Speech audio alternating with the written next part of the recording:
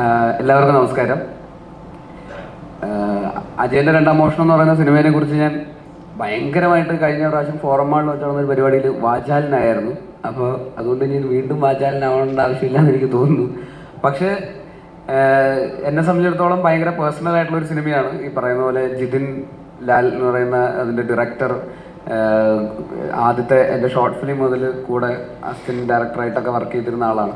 അതിനുശേഷം കുഞ്ഞിരാമായണത്തിലുണ്ടായിരുന്നു, ഗോദയിലേക്കുണ്ടായിരുന്നു. അപ്പോൾ ഈ സിനിമാ ജേർണിയിൽ എൻ്റെ കൂടെ കണ്ടിന്യൂസ് ആയിട്ട് സഞ്ചരിച്ച ഒരാളാണ്. അപ്പോൾ ജിതിൻ ഇങ്ങനെ ഒരു സിനിമ ചെയ്യുന്നു എന്ന് പറയുന്നത് ഭയങ്കര എക്സൈറ്റിംഗ് ആയിട്ടുള്ളൊരു കാര്യമാണ്. അവനിത് എങ്ങനെ ചെയ്യും എന്നുള്ളതൊക്കെ ഒരു ടെൻഷൻ ഉണ്ടായിരുന്നു, ഇത്രയും വലിയൊരു സിനിമ എന്നുള്ള രീതിയിൽ. അത് കാരണം ഗോദയുടെ സമയത്തൊക്കെയാണെന്ന് തോന്നുന്നു ഇതിൻ്റെ സ്ക്രിപ്റ്റ് ആദ്യമായിട്ട് വായിക്കുന്നത്. അന്ന് ഇതൊരു കുഞ്ഞു സിനിമയായിരുന്നു. ആക്ച്വലി കുഞ്ഞു സിനിമ ഇൻ ദ സെൻസ് ഇത്രയും സ്കെയിലൊന്നും ഉണ്ടായിരുന്നില്ല.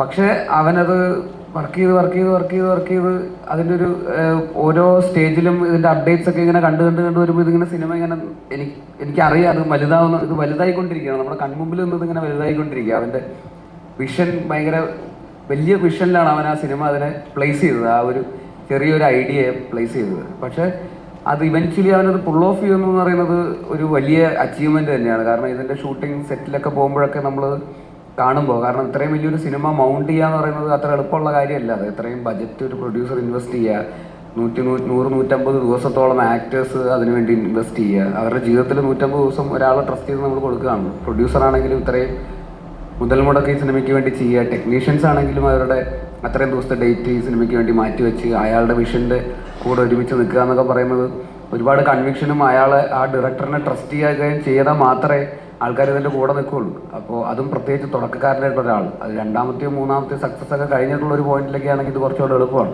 പക്ഷേ ആദ്യത്തെ സിനിമ ചെയ്യാൻ വരുന്ന ഒരാളെ എങ്ങനെയാണ് നമ്മൾ ഇത്രയും പേരെ കൺവിൻസ് ചെയ്ത് വിശ്വസിപ്പിച്ച് ഇത്രയും പേര് ഒരു കുടക്കീഴിൽ ഇത്രയും ദിവസങ്ങൾ കൊണ്ടുപോകുക എന്ന് പറയുന്നത് ചില്ലറ കാര്യമല്ല. അപ്പോൾ അത് വലിയൊരു അച്ചീവ്മെൻ്റ് തന്നെയാണ്. സിനിമയുടെ ഔട്ട്പുട്ടും അതിൻ്റെ റിസൾട്ടിൻ്റെ അപ്പുറത്തേക്ക് അതിനുവേണ്ടി എടുത്ത എഫേർട്ട് ഭീകരമായിട്ടുള്ള നിങ്ങൾ കാണാൻ പോകുന്ന സിനിമയെക്കാളും വലിയ എഫേർട്ടാണ് ആ സിനിമയുടെ പിന്നിലുള്ളത്.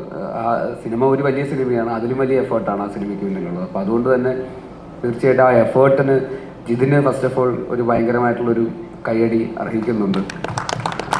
അതുപോലെ തന്നെ ടോവി ഈ പറയുന്ന ഇപ്പോൾ ലിസിൻ ചേട്ടൻ പറഞ്ഞ പോലെ തന്നെ ഈ സിനിമയ്ക്ക് വേണ്ടിയിട്ട് ഇവൻ ഇത്രയും പണിയെടുക്കുന്നത് ഞാൻ ഇതുവരെ കണ്ടിട്ടില്ല. ഗോദയിലും മിന്നൽ മുരളിയിലൊന്നും ഇത്രയും പണിയെടുത്തിട്ടുണ്ട്. പക്ഷെ ഇത്രയും ഇങ്ങനെയൊക്കെ പണിയെടുക്കാമോ? 3 റോളൊക്കെ ചെയ്യുന്നു, 3 കഥാപാത്രങ്ങളായി മാറുന്നു.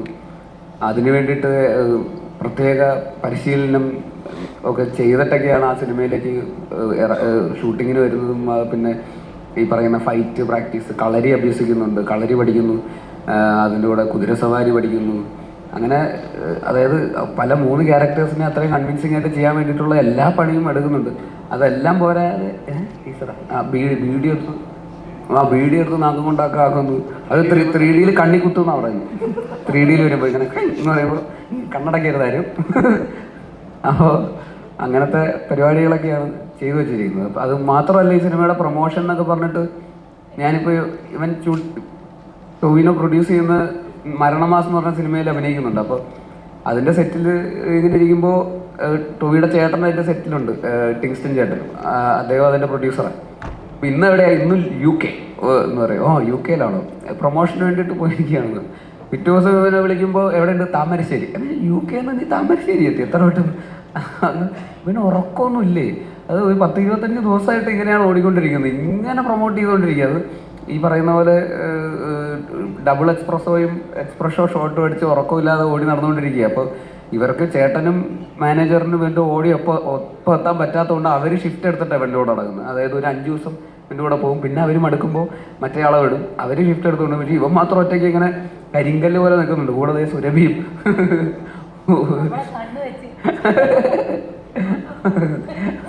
അപ്പോൾ അത്രയും എഫേർട്ട് എടുക്കുന്നത് ജെന്യുവൻലി എനിക്ക് കണ്ടപ്പോൾ ഞാൻ എന്തായാലും ഇത്ര എടുക്കൂല. എനിക്ക് എന്നെക്കൊണ്ട് ഇനി നിൻ്റെ പടത്തിന് മരണമാസത്തിന് ഇങ്ങനെ പ്രൊമോഷനൊക്കെ ഇറങ്ങാൻ പറഞ്ഞാൽ ഞാൻ ഇറങ്ങൂല കേട്ടോ. എന്നെ കൊണ്ടൊക്കെ വയ്യ. ഇങ്ങനെ കുറച്ചൊക്കെ ഇറങ്ങേണ്ടി വരും, നീയല്ലേ പ്രൊഡ്യൂസ് ചെയ്യുന്നത്. പിന്നെ ഇത്രയും ഉറക്കമില്ലാതെ ഒന്ന് പ്രൊമോട്ട് ചെയ്യാൻ എന്നെ കൊണ്ട് പറ്റൂല. അത് വേണമെങ്കിൽ നോക്കാം. അപ്പോൾ അത്ര എഫേർട്ട് ഈ സിനിമയ്ക്ക് വേണ്ടിയിട്ട് ആദ്യം മുതൽ ഇതിൻ്റെ ആ തുടക്കം മുതലുള്ള ജേണി മുതൽ 2016 മുതൽ ഇപ്പോൾ ഇന്ന് ഈ റിലീസിൻ്റെ തലേദിവസം വരെ ഇവിടെ വന്ന് നിൽക്കുമ്പോൾ വരെ, ഇന്നിപ്പോൾ എവിടെ നിന്നാണ് നിങ്ങൾ വരുന്നത്? ഹൈദരാബാദ്, ബോംബെയിൽ നിന്ന് രാവിലെ എത്തിയിട്ടേ ഉള്ളൂ. അപ്പോൾ ബോംബെയിൽ നിന്ന് രാവിലെ ഇൻ്റർവ്യൂ ഉണ്ടായിരുന്നു, എയർപോർട്ടിൽ വെച്ച് 2 ഇൻ്റർവ്യൂ സെറ്റ് ചെയ്തുണ്ടായിരുന്നു, 2 പ്രൊമോഷൻ, അതൊക്കെ കഴിഞ്ഞ് വന്നിരിക്കുക. അപ്പോൾ നാളെ ഉണ്ടാവും തോന്നുന്നു അല്ലേ? അപ്പോൾ ഇനി അങ്ങോട്ടുണ്ട്, നാളെ റിലീസാണ്, ശരിയാണ്. ഇനി ഓണാഘോഷമൊക്കെ ഉണ്ടെന്ന് തോന്നുന്നു അല്ലേ? സക്സസ് സെലിബ്രേഷൻ ഉണ്ട് ദുബായിൽ, സക്സസ്. അപ്പോൾ ആ രീതിയിൽ ഇവർ ഇതിന് വേണ്ടിയിട്ട് മരിച്ചു നിന്നിട്ടുണ്ട്. ഈവൻ ലിസ്റ്റിൻ ചേട്ടനാണെങ്കിലും പ്രൊഡ്യൂസർ എന്നുള്ള രീതിയിൽ ഇത്രയും റിസ്ക് എടുത്ത് ഇതിന് വേണ്ടിയിട്ട് ഇറങ്ങിത്തിരിക്കുക, ഇതിനെ വിശ്വസിക്കുക, ടോവിനോയെ വിശ്വസിക്കുക, ഇത്രയും സ്ക്രീൻസിൽ റിലീസ് ചെയ്യുക, 3D എന്നൊക്കെ പറയുന്നതൊക്കെ ചെയ്യാന്ന് പറയുന്നതൊക്കെ അദ്ദേഹത്തിനും അതിൻ്റേതായിട്ടുള്ള വിഷൻ കറക്റ്റായിട്ട് എല്ലാവരും അലൈൻഡ് ആവുന്നതുകൊണ്ടാണല്ലോ. പിന്നെ അതുപോലെ തന്നെ ആക്ടേഴ്സ്, സുജിത്തേട്ടൻ ഇതിൻ്റെ റൈറ്റർ, അദ്ദേഹവും ഇതിനോടൊപ്പം തന്നെ സഞ്ചരിച്ച അന്ന് 2017 സുജിത്തേട്ടനെ ഞാൻ അവിടെ ഗോതയുടെ പ്രീ പ്രൊഡക്ഷൻ ക്ലാസ്സിൽ വെച്ച് കണ്ടത് ഓർമ്മയുണ്ട്. അപ്പോൾ അന്ന് മുതൽ പിന്നെ നോക്കുമ്പോഴൊക്കെ സുജിത്തേട്ടൻ ഇതിന് ഈ പടത്തിന് വേണ്ടിയിട്ടാണ് 7-8 വർഷമായിട്ട്. അപ്പോൾ അതിൻ്റെ ഇടയിൽ സുജിത്തേട്ടൻ വേറെ സിനിമയൊന്നും ചെയ്തിട്ടില്ല. അപ്പോൾ ഇവർ രണ്ടുപേരും തമ്മിലുള്ളൊരു ജേണി ത്രൂ ഔട്ട് ഉണ്ടായിരുന്നു ആദ്യം മുതലേ. അപ്പോൾ അതും അദ്ദേഹത്തിനും ഒരു സ്വപ്ന സാക്ഷാത്കാരമാണ് ഈ സിനിമ എന്ന് പറയുന്നത്. പിന്നെ ആക്ടേഴ്സായിട്ടുള്ള സഞ്ജു, നമ്മുടെ ശിവജിത്ത്, സുരഭി, പിന്നെ ഇവിടെ ഇല്ലാത്ത മറ്റ് ആക്ടേഴ്സ് എല്ലാവരും ഈ സിനിമയ്ക്ക് വേണ്ടി അങ്ങനെ ഡെഡിക്കേറ്റഡ് ആയിട്ട് കംപ്ലീറ്റ് ത്രൂ ഔട്ടായിട്ട് നിന്നിട്ടുണ്ട്. ഞാനും ഇതിൻ്റെ അതൊരു ചെറിയ റോള് ചെയ്തിട്ടുണ്ട്. എന്നെ സംബന്ധിച്ചിടത്തോളം ഇതിൻ്റെ ഷൂട്ടിംഗ് ഭയങ്കര ഹെക്റ്റിക്കായിരുന്നു. ആ പറയുന്ന ഷൂട്ടിൻ്റെ ഇടയിൽ ന്യൂമോണിയ വന്നു, ആശുപത്രിയിൽ 2 ആഴ്ച അഡ്മിറ്റായി, കിടപ്പിലൊക്കെ ആയി. അത്രയും കഷ്ടപ്പാടായിരുന്നു ആ ഷൂട്ട്. ഇവന്മാരത് എങ്ങനെ ഷൂട്ട് ചെയ്ത് നിർത്തുന്നതാണ്. കുട്ടി അത് കഴിഞ്ഞിട്ടുണ്ടായിരുന്നു. കുട്ടി ഉണ്ടാവുന്നതിന് തൊട്ട് മുമ്പ് അതിൻ്റെ ഷൂട്ട് നടക്കുന്നത്. അതിന് ന്യൂമോണിയ ആയിട്ട് ബന്ധമില്ല. കുട്ടീനെ എന്തിനും ഇതിനകത്തോട്ട് വലിച്ചടയ്ക്കുന്നത്.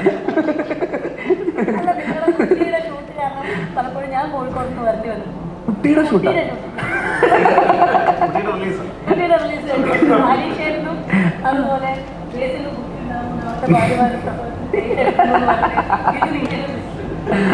അതുണ്ടായിരുന്നു. കാരണം ഇത് നമ്മൾ ഡിസംബർ ജാനുവരിയിലൊക്കെ അതിൻ്റെ ഷൂട്ട് തുടങ്ങുന്നത്. ഫെബ്രുവരിയിലായിരുന്നു ഡേറ്റ്. അപ്പോൾ എനിക്ക് ടെൻഷൻ, ഇനിയിപ്പോൾ നേരത്തെ എങ്ങാനും വന്നാലും ഞാൻ വീട്ടിലില്ലെങ്കിൽ അപ്പോൾ ആ ടെൻഷനുണ്ട്. ഒരു അച്ഛൻ്റെ രോദന. അപ്പോൾ അതിൻ്റെ പ്രഷറും കൂടെ ഉണ്ടായിരുന്നു എനിക്കപ്പോൾ. ഇത് തീർത്തിട്ട് പോകണം എന്നുള്ളൊരു ആഗ്രഹം ഉണ്ടായിരുന്നു. എന്നാൽ ഈ പറയുന്ന പോലെ രാത്രിയും പകലും ഇല്ലാത്ത ഷൂട്ടും ഈ ഒരു പ്രത്യേക ലൊക്കേഷൻ വരുന്നത്. അല്ലേ, എൻ്റെ ബുദ്ധിമുട്ട് ഇത്രയൊന്നും വരില്ല.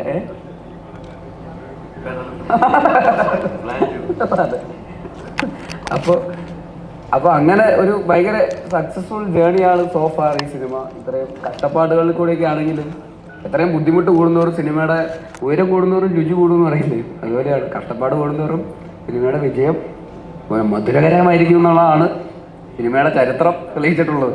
അതുപോലെ തന്നെ ആവട്ടെ, അതുപോലെ തന്നെ ആവും എന്ന് തന്നെയാണ് ഞങ്ങൾ വിശ്വസിക്കുന്നത്. ഇത്രയും പേരുടെ എല്ലാവരുടെയും എഫേർട്ട് നാളെ പേ ഓഫ് ചെയ്യും. നിങ്ങളെല്ലാവരും തിയേറ്ററിൽ വന്ന് തന്നെ കാണുക. 3Dയിലാണ് ഈ സിനിമ വന്നിരിക്കുന്നത്. അതുകൊണ്ട് തന്നെ ഫാമിലിയായിട്ടൊക്കെ എല്ലാവർക്കും ഭയങ്കര എക്സൈറ്റിംഗ് ആയിട്ടുള്ള ഒരു അനുഭവമായിരിക്കും. ഒരു കേരളത്തിൻ്റെ ഒരു നാട്ടിൻപുറം, ഒരു വില്ലേജ് സെറ്റിങ്ങിൽ ഒരു അഡ്വഞ്ചർ സിനിമ.